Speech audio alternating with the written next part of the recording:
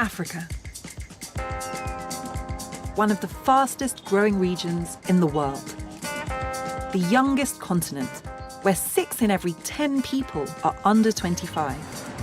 With hundreds of different ethnicities and some 2,000 languages, Africa is the most culturally diverse place on Earth. I'm Afua Hirsch. I've been lucky enough to work across Africa as a journalist. And now I'm exploring Africa's history through its extraordinary creativity and culture. I'm looking at how 3 very different countries, Ethiopia, Senegal, and Kenya, emerged from the shadow of empire in the 20th century and are thriving in the 21st. These African countries are reasserting their identities, gaining new recognition for their role as cultural powerhouses. I'm interested in how that's happened and how the struggles for liberation in the past have helped shape today's African Renaissance.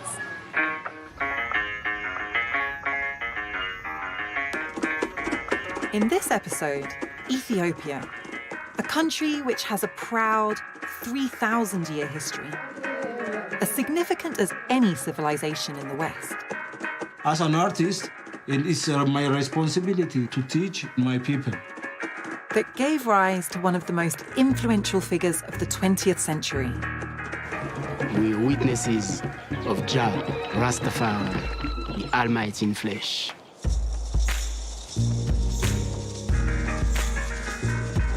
An empire with a distinctive story of faith, devotion, and resistance to European colonizers.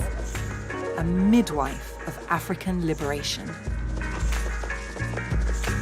A once failed state that developed a new grammar of communism, and with striking imagery and new art, now responding to the dark days. There's such great beauty that I would like to share with the world.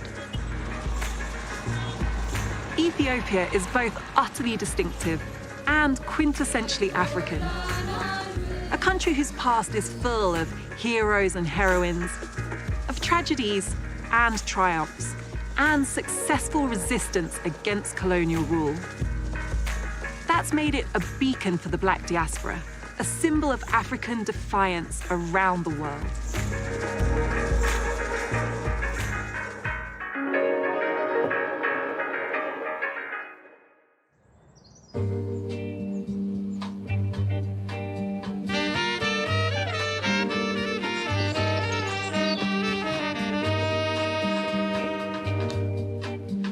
I grew up in Wimbledon. As a child in the 1980s, I used to play near this statue. Only later, as a teenager, and as I became aware of race, did it strike me how incongruous it was. Here in a very white London suburb was a positive symbol of Black Africa, a statue of Haile Selassie, Emperor of Abyssinia, what we now call Ethiopia. A country that, unlike much of Africa, was never truly colonized by European empires. Growing up here with my mixed identity and my British and African heritage, and then seeing this statue, the devotion towards this man, often left with garlands and religious tributes, gave me a sense of the richness of Ethiopia's political history and culture, but left me with far more questions than answers.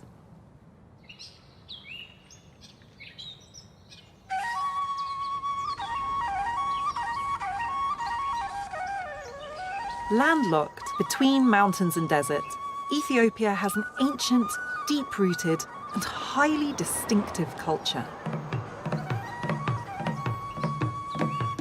In Tigray, northeast Ethiopia, the country developed its own particular brand of Orthodox Christian faith, a faith that has been at the heart of Ethiopia's story and its keep-out attitude to invaders.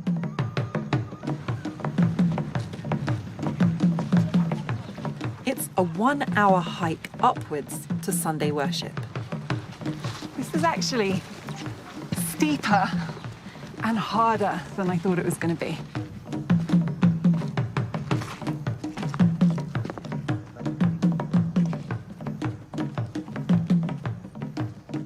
Unsurprisingly, some of the regular congregation overtake me.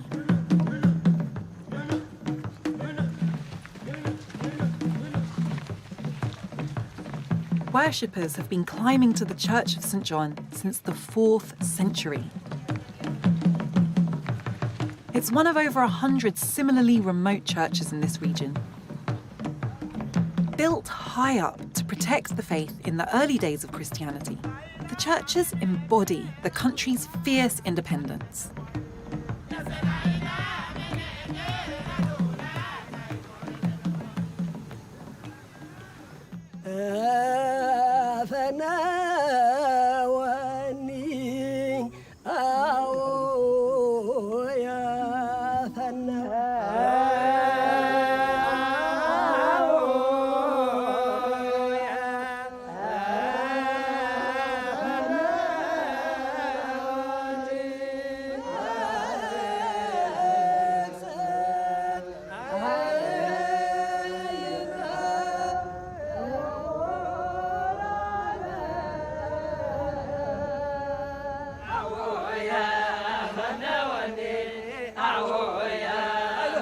The rituals here are familiar and yet otherworldly at the same time. An authentic, joyful worship that has been practiced here centuries before the Vatican was built or the Protestant Reformation.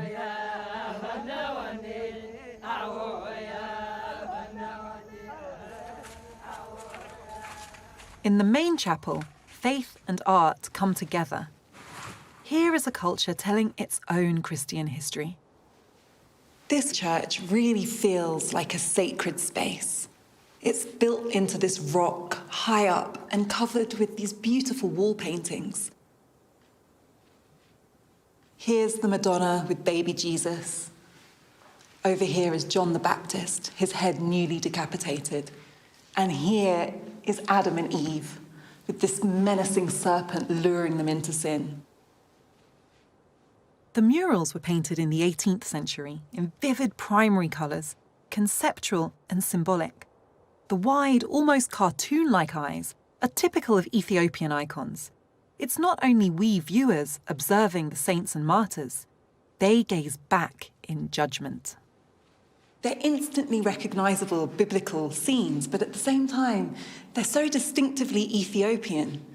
And I think that's a metaphor for this whole place. Part of the ancient Christian world, but a civilization unto itself. And for me, being here really drives home how exceptional and unique a culture Ethiopia has.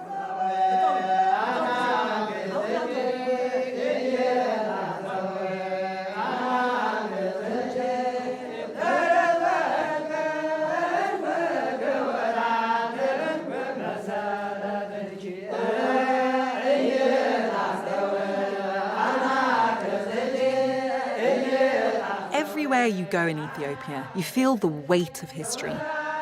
Yet a history little known outside of Africa.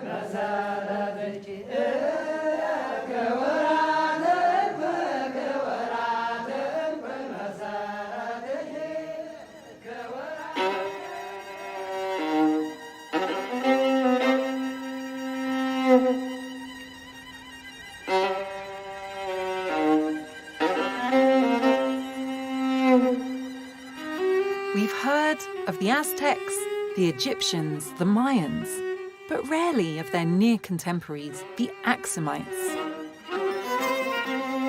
Archaeology has revealed a sophisticated civilization developed in northern Ethiopia after the 8th century BC.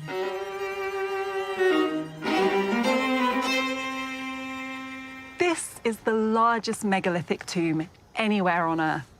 And like all of these obelisks, even though this one has fallen down, I have to say I find it incredibly austere and imposing. Maybe that's because the 500 tons of stone from which it's built resembles concrete in quite a modern way, and all these geometric, intricate carvings feel very contemporary. But it's not contemporary. It marks the burial site of nobles from an ancient civilization, millennia old.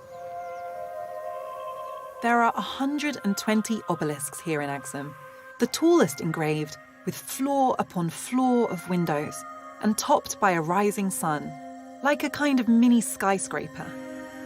It's as elaborate art and ambitious a feat of engineering as anything you'd find in Pompeii. The ancient Ethiopians who built this place did so to mark a burial ground.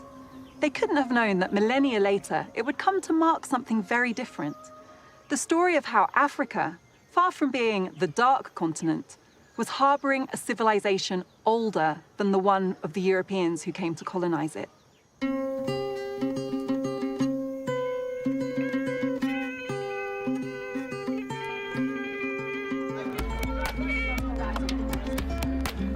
The Aksumites converted to Christianity in the 4th century. It's one of the ironies of history that Victorian missionaries came out this way to convert a people who had been Christianized much longer than they had. Ethiopians believe Aksum is the birthplace of the Queen of Sheba, who married King Solomon, bore him a son, and established a line of Solomonic kings. They ruled Aksum on and off for centuries afterwards and built an empire in East Africa that would become modern-day Ethiopia. Aksum is not just a seat of kings, it's also a religious hub, on a par with Rome, Jerusalem, and Constantinople, because it's home, Ethiopians believe, to one of the holiest relics in the Abrahamic faiths.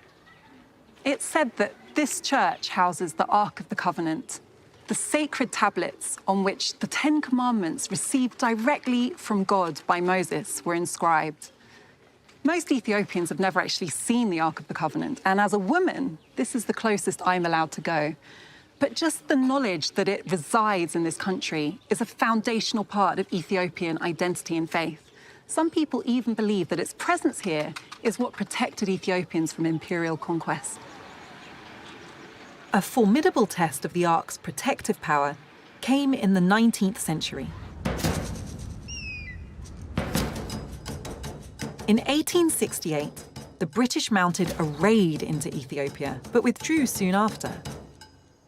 In 1895, Italy, hoping a foreign war might distract its people from the stresses of their country's unification, mounted a full-scale invasion.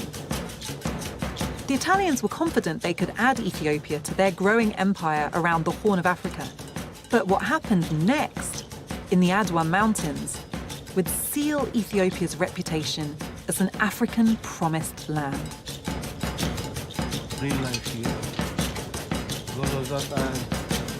This is artist Wendwesen Kebede. The Battle of Adwa is his muse, a constant motif in his work. This is incredible. Welcome. Thank you.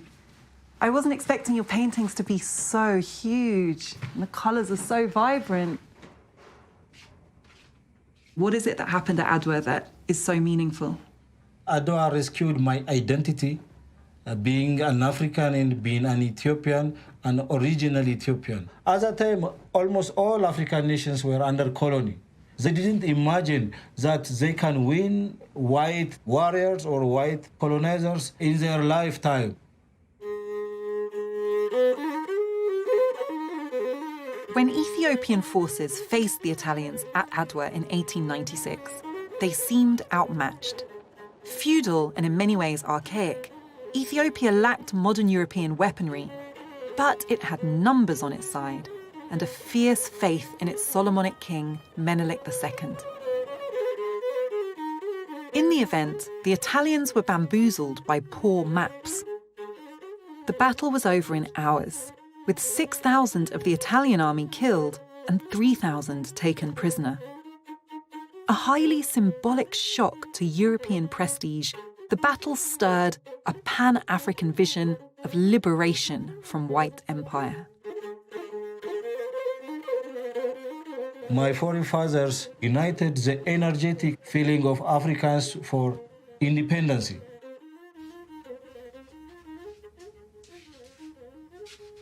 As an artist, it's my responsibility to teach my people. The victory of the Battle of Adwa is a turning point of history in this planet that defeated white people in African land. So you're seeing the Battle of Adwa not just as the defeat of Italians by Ethiopians, but the defeat of white supremacist ideas by black people. Yeah, it's not only for Ethiopians to defeat white people. Adwa is a symbol of solidarity of all downtrodden people of the world.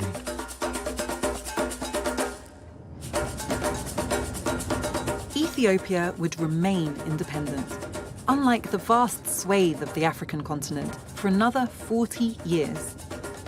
Emperor Menelik II made the southern city of Addis Ababa the country's capital and the seat of its kings. And after Adwa, Addis boomed.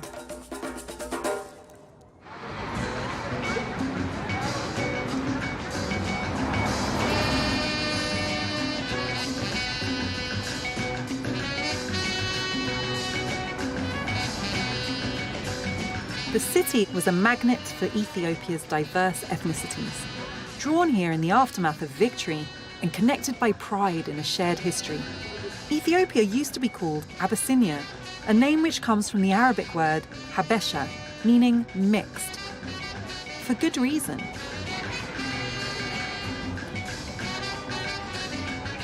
The ancient Christian cultures of Tigray and Aksum have merged with the dozens of other faiths and ethnic groups that have settled this country over 2 millennia. And it's in these markets, in this bustle in Addis Ababa, that all those cultures collide. Adwa had held off the Europeans for a moment, but the story of how Ethiopia's independence survived the 20th century is bound up with another Solomonic king. One who came to symbolize the country's defiance and test its devotion. Arguably the most complex and flawed figure in modern African history. Rastafari became regent in charge of Ethiopia in 1916 and then took the name Haile Selassie on becoming emperor in 1930. His reign would span the most dramatic decades of the 20th century. 2 world wars, invasion, revolution, all of which embroiled his fiercely independent nation. With a legitimacy so ancient, derived from the Solomonic dynasty of the Old Testament, with so much expected of him, with a world changing so rapidly, was he almost doomed to fail?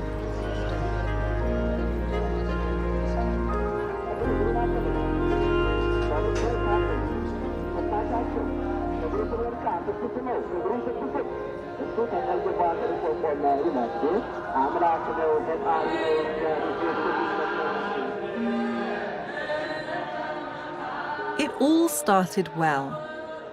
Haile Selassie's coronation here at St. George's Cathedral projected him as an international celebrity. Western newspapers and magazines lapped up the story of a young king, an ancient biblical kingdom, and a fantastical ceremony. Thousands lined the streets as Haile Selassie, with gold, diamonds, and ivory in his crown and scepter, rode here in a carriage previously owned by the German Kaiser. Priests danced to drums, gifts were handed out to some 700 foreign dignitaries and royals gathered here from around the world. King George V sent his son, who bowed down before the new emperor. As staged managed spectacle, it was amazingly successful. A boldly African drama about race and power that played out worldwide to the black diaspora.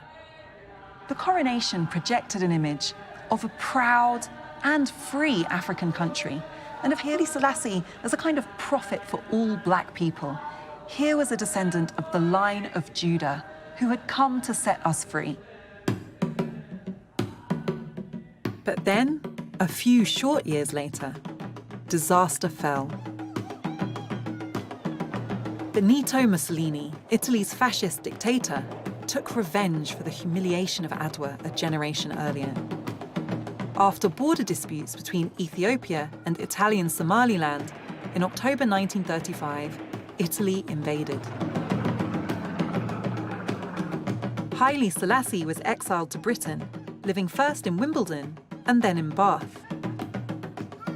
After Italy's defeat during World War II, Haile Selassie returned.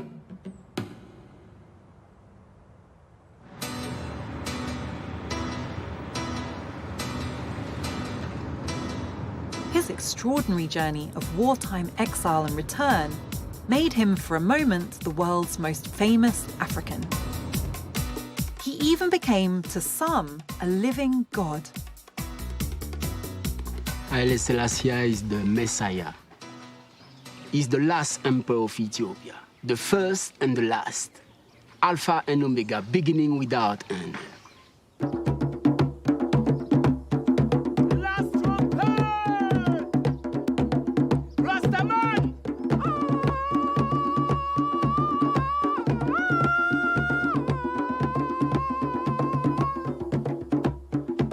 These Rastafarians are the emigre priests of an alternative religion.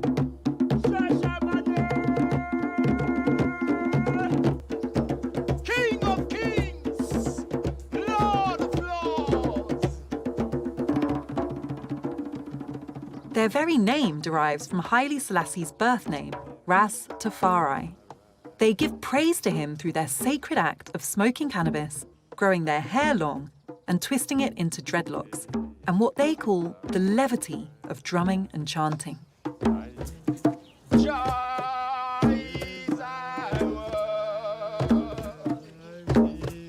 Drum is the heartbeat of Africa. First music in our creation.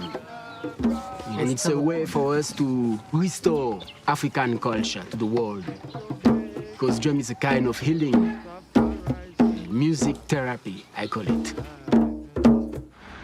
For Rastafarians, the emperor was the man who would liberate black people worldwide from what they saw as the tyranny of Babylon, the Western world, that had enslaved their ancestors. He would return them to their promised land of Zion, in Ethiopia. The Ethiopian emperor was bemused by the adulation, but also a little flattered. He donated 500 acres of his private land in Shashamene, southern Ethiopia, to black people in the West who wanted to repatriate. The King of Kings and the Lord of Lords. Sit upon his throne and he rules us all. We consider Shashamane as a holy place because it was the will of him to gather his children in this place. Coming to Shashamane, it's a dream come true. I wish I'd came earlier. And I wish I could invite all my friends and family from the West to come and experience this spiritual life. By coming here and living this way, are you seeking to heal the wounds that were done by slavery and colonialism? African culture has been downpressed, despised. You know, we got dignity, returning home, you know, escaping from Babylon, from the West, from the former colonialists, you know. Look, it makes sense to be here. At its height, it's estimated some 2,000 Rastafarians lived in Shashamene. Today, only a fraction of that number remain.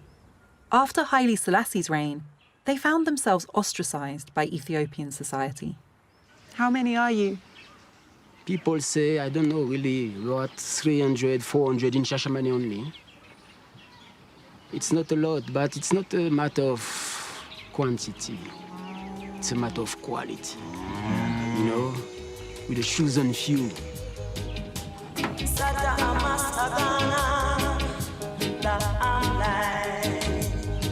I found meeting this community of Rastafarians inspiring.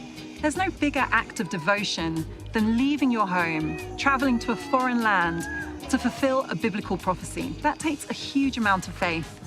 At the same time, I have to say it's left me with a sense of sadness. This is a community that still lives in a state of precariousness in Shashamene. It's as if, in trying to repair 400 years of the wounds of slavery, they're still searching for a sense of belonging.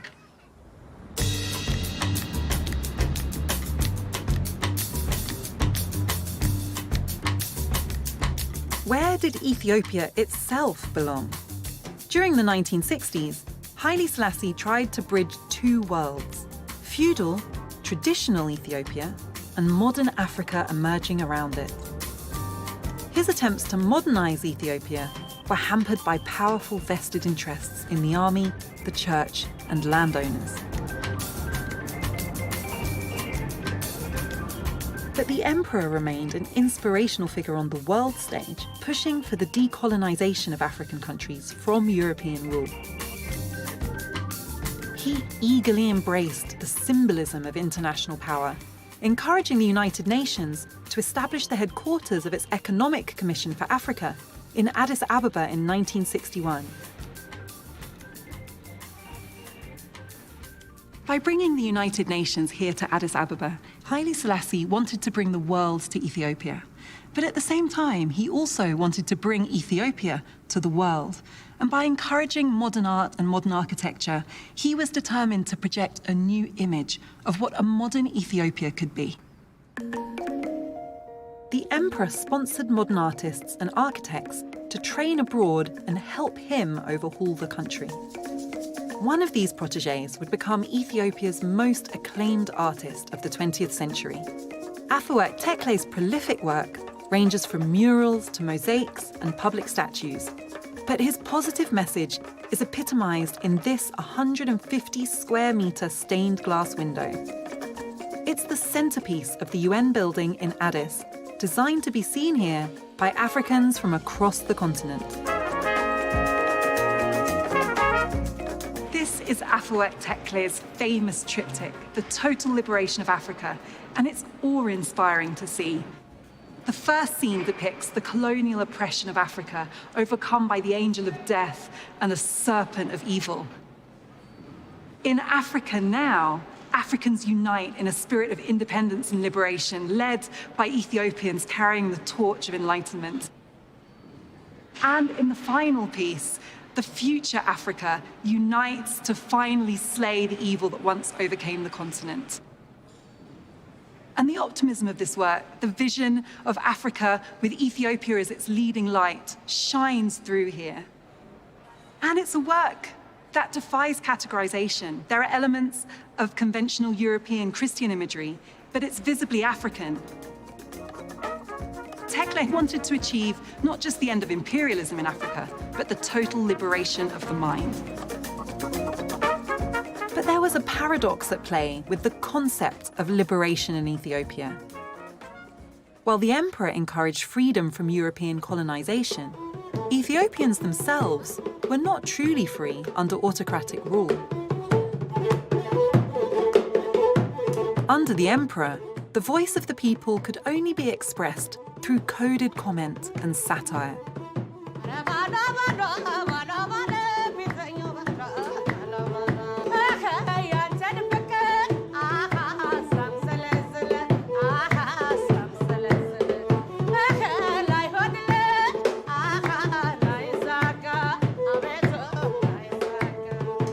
These are Asmari, troubadours, who perform ballads in Ge'ez, the original language of Ethiopia.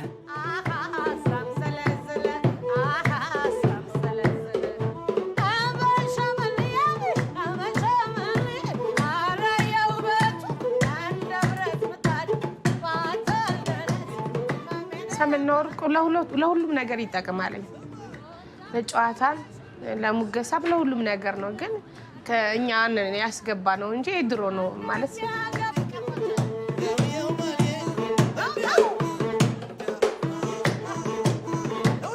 Asmari ballads are improvised, responding to events with subtle meanings.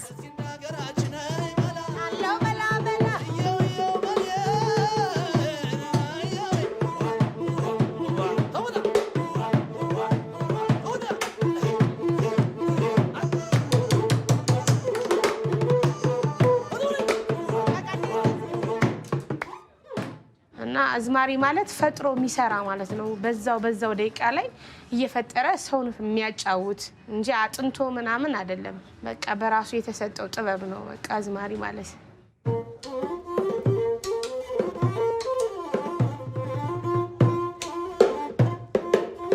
ትዝ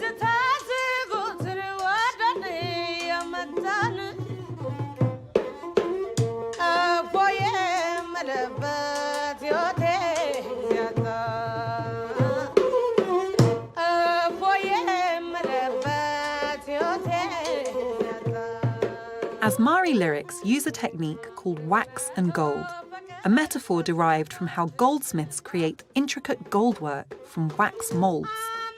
The hidden meanings of the poetry are the gold beneath the wax of the plain words. Throughout Ethiopian history, wax and gold has been a way for the street to deftly speak truth to power. ማለት ማሞገስም ይችላሉ ለመተቸትም ይቻላል አዝማሪ የትኛውም ቦታ ሄዶ እንደዛ መስራት ይችላል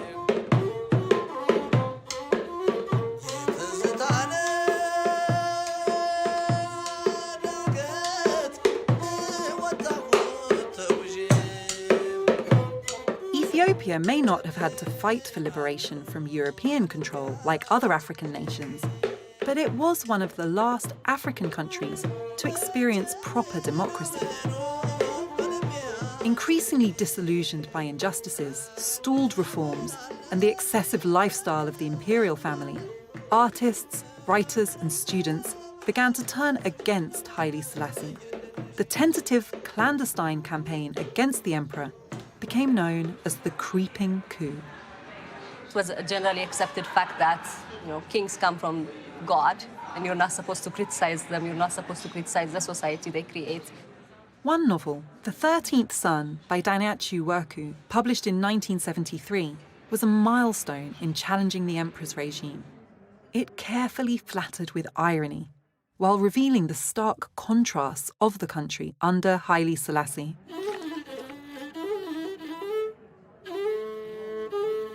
Beautiful Ethiopia, with her flat valleys of deep brown or black soil, with her hills sloping gently upwards and covered with barley. With her endless herds of cattle and droves of brood mares and their foals. With her children parading their bumps from the bugs, lice, and fleas that abound in the hamlets. The 13th Son uses a wax and gold style allegory of a pilgrimage undertaken by a sick old man and his son impatient for change, the voice of a new generation. Can you tell me why this was a daring book? He questions everything from why are women subjected to so many types of oppressions in Ethiopia, why are peasants treated this way while the landlords are living in luxury. And he talks about the importance of modern education, of modern medicine, coming up with ways of dealing with the poverty of the country instead of just praying to God.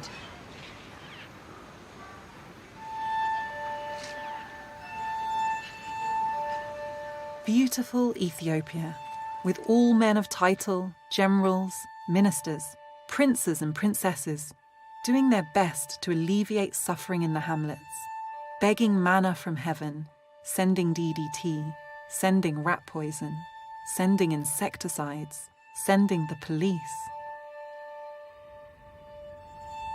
By 1974, faith in the emperor had hit rock bottom.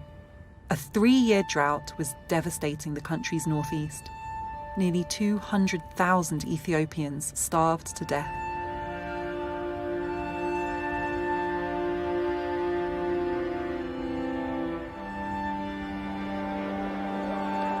Riots broke out, and a military council known as the Derg seized control.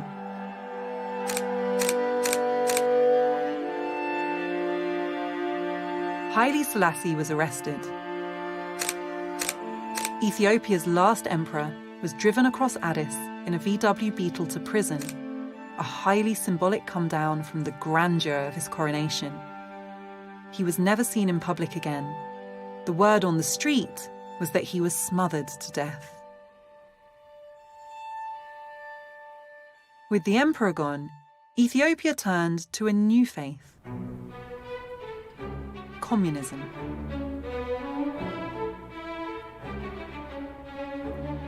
Ethiopian art was transformed in the revolutionary fervour.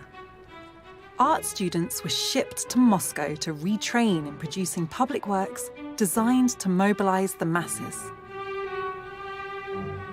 This is an uncanny thing to see. The kind of Soviet-style monument you'd expect to find in Eastern Europe. Yet here it is in Ethiopia, reworked for an African identity.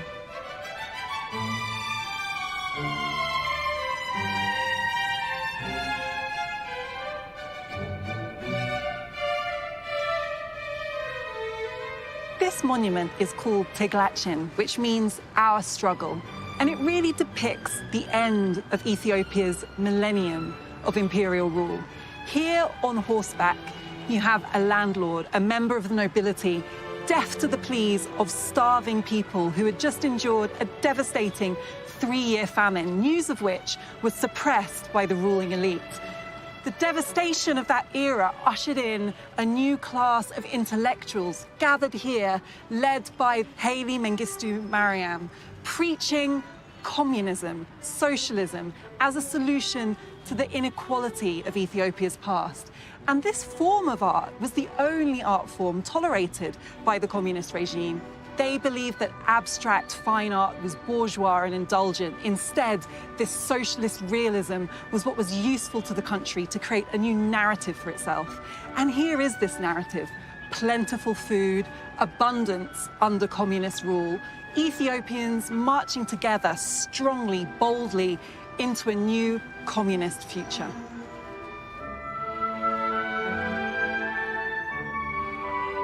Art and reality could not have been further apart.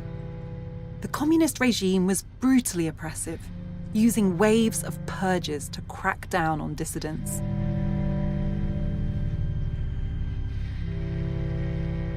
In a particularly cruel touch, the families of the executed were made to pay the cost of the bullet used to kill their loved one.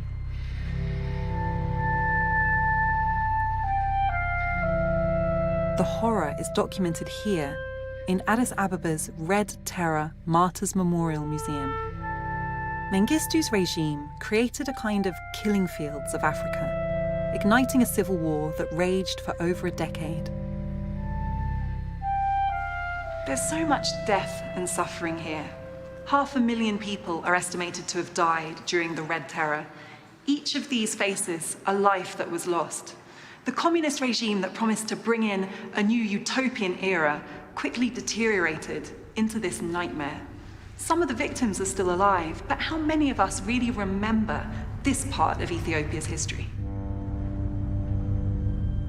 The civil war and upheaval threw millions into poverty and created the conditions for an even worse famine. Ethiopia's famine of 1983 to 1985 is estimated to have killed over 1 million people.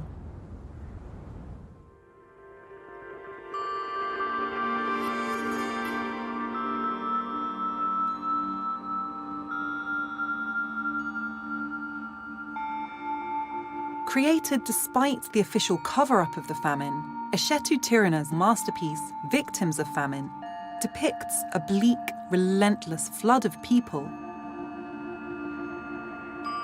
But its message is very different to the passive images and helpless begging favoured in news reports.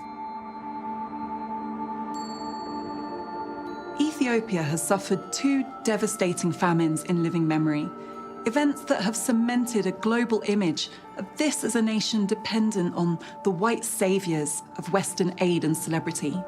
Yet here is the same tragedy told through an Ethiopian gaze. It's a radically different image, one which doesn't shy away from the suffering, but shows these as families helping and supporting each other, persevering onward with such dignity and strength. There is no outsider. I'm not showing someone is helping them or something. They are helping each other. Eshetu Tirana now trains young painters at the Enlightenment Art Academy in Addis, but memories of the famine still haunt him. How did that painting come about? As an artist, I'm always doing sketches around the churches, around the streets. Step by step, I understand there is some people who are coming from the outside Addis Ababa. You know, people are coming and begging the citizens. I start to sketch some faces, different kinds of faces. I don't have any that much complicated ideas in asking them. Just, I felt them, the faces, so sad. I became sad. Finally, I started to understand they are victims of famine, these peoples. I can see you were very touched by the suffering you saw in the victims of famine. What was it like sketching their faces? My mother sometimes, in Ethiopia there is who are coming to beg house to house. I asked her, please give them something, let them eat, and let me sketch as well as. Through sketching, I'm giving them my inner feeling. I'm participating with them. I'm one of them to them.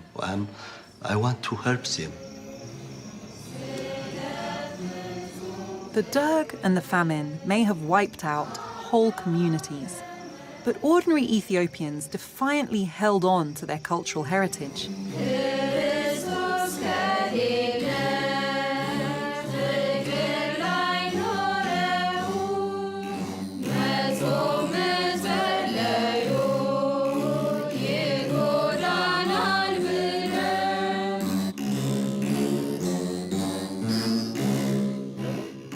This distinctive sound emanates from the begena, a 10-stringed lyre plucked to accompany Orthodox prayers, a type of music handed down since the days of the Old Testament.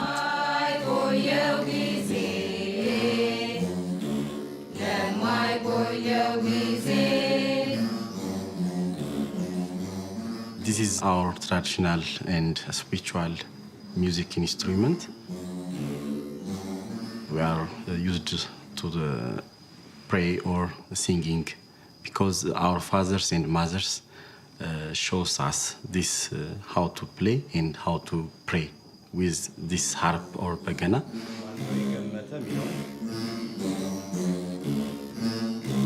It's in the Bible, King Saul.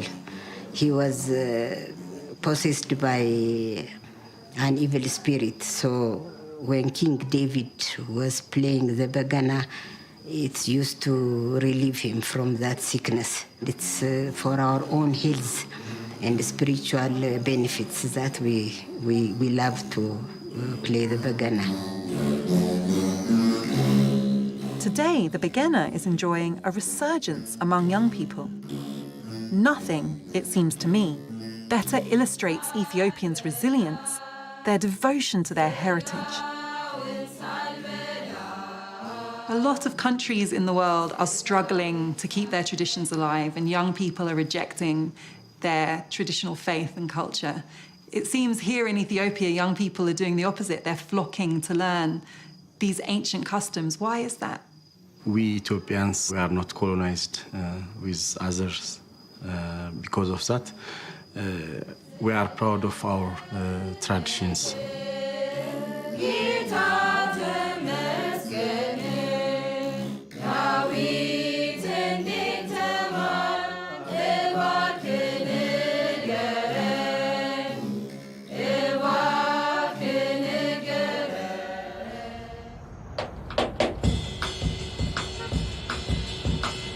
The Derg was overthrown in 1991 with the fall of its Soviet paymaster. Mengistu fled to Zimbabwe. In the 1990s, Ethiopia held multi-party elections again. The economy modernized, food security improved, and Ethiopia started to regain its place in the world. Meanwhile, the government's new openness to artists encouraged emigres who fled the Derg to return, spurring a thriving fashion and contemporary art scene. Ethiopia has long survived in a kind of parallel reality. Its 1980s reputation as a place of strife, as well as its forbidding language, limited its exposure to globalization, and that helped preserve unique traditions like the begena and wax and gold.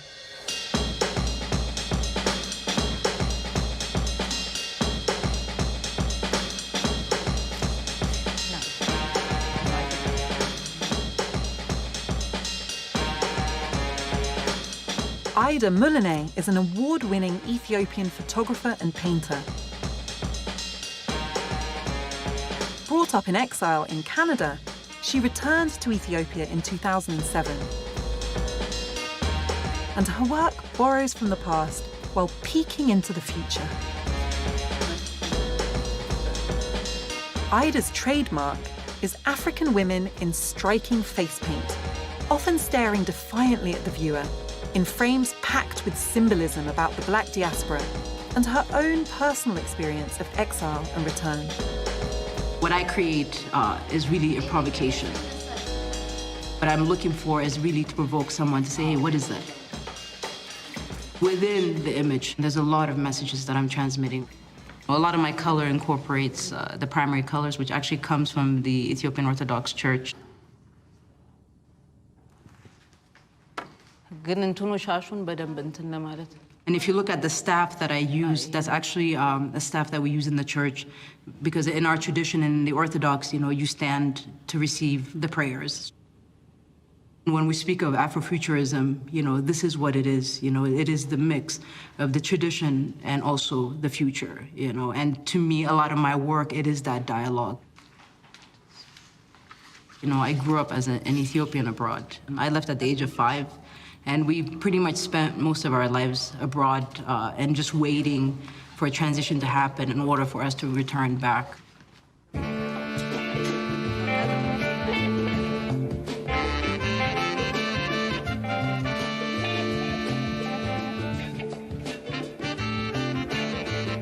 The international world, also the art world, is all of a sudden looking at Ethiopia and actually coming here physically to see what's happening. Because Ethiopia has popped up, that they're wondering, hey, what's going on here,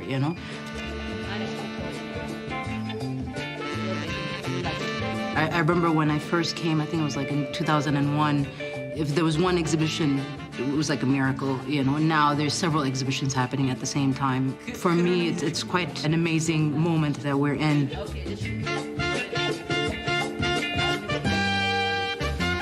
you go.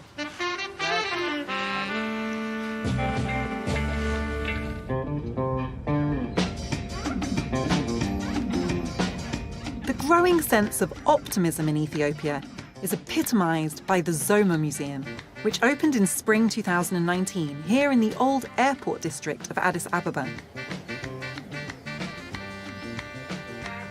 The intricately landscaped gardens and buildings, with their textured mud walls, are full of wit and tactile surprises. The renowned Ethiopian architect Elias Sime designed a space for a school, art centre, a museum here, bringing them together in a way that playfully fuses traditional building techniques with a 21st century ecological message. It's a project that seems to sum up the new Ethiopia, a testament to a flowering culture.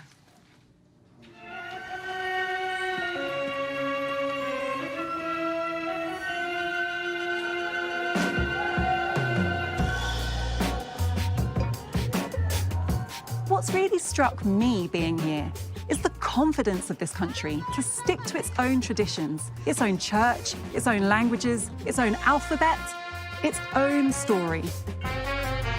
Why? Because it's seen off invaders, but also because its more recent struggles, ironically, have protected this culture from the globalizing forces that might have watered it down. Ethiopia is evolving its identity as a modern cosmopolitan nation in a 21st century where Africa, with the youngest population on Earth, has perhaps the greatest stake of all.